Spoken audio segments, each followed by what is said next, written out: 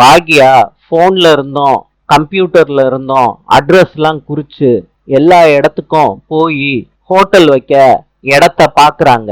எல்லார்கிட்டையும் கேக்குறாங்க. செல்வியும் கூப்பிடுற இடத்துக்கெல்லாம் பாக்யாவை கூட்டிட்டு போறாங்க வண்டியில.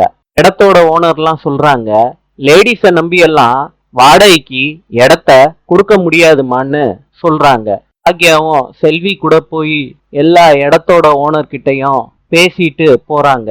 செல்வி சொல்றாங்க, அக்கா நீங்க அடுத்த நிமிஷமே எந்திரிச்சு ஓடுவீங்கன்னு நான் எதிர்பார்க்கலக்கா.